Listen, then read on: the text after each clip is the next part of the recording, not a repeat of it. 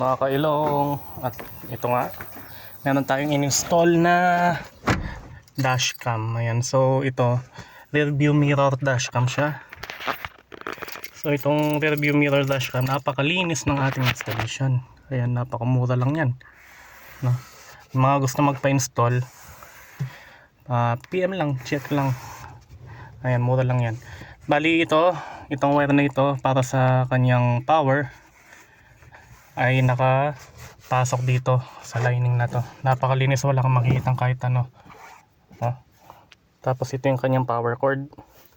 Tapos ito yung kanyang sa reverse camera.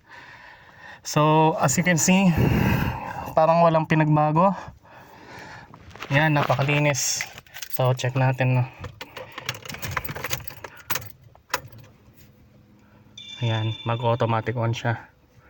So itong ano na to, supported niya is 32 gig na SD card. So meron siyang auto recording, meron siyang dual cam. Ayan, naka auto recording siya, no? So ito, once na napuno yung SD card ninyo, i-delete niya yung pinaka dulo na file para makapag-record siya ulit.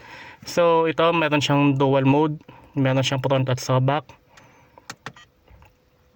Meron siyang mas malaki sa likod, mas malaki, hati, as in hati. Ayan, front only, tapos back only. Ayan. So kapag magre-reverse ka, may automatic rin.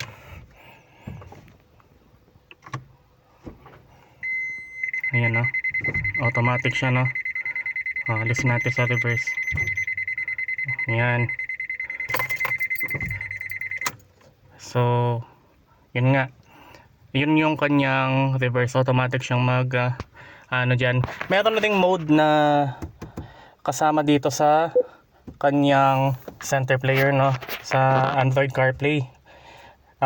Pwede natin i-connect yan basta meron tayong module dito na saksakan sa kanyang likuran.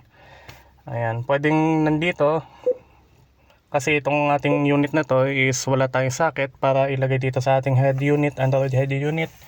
Kaya kung gusto niyo na meron ganito, tapos dito na nakalagay yung kanyang reverse, bili lang kayo. Ayan, PM lang.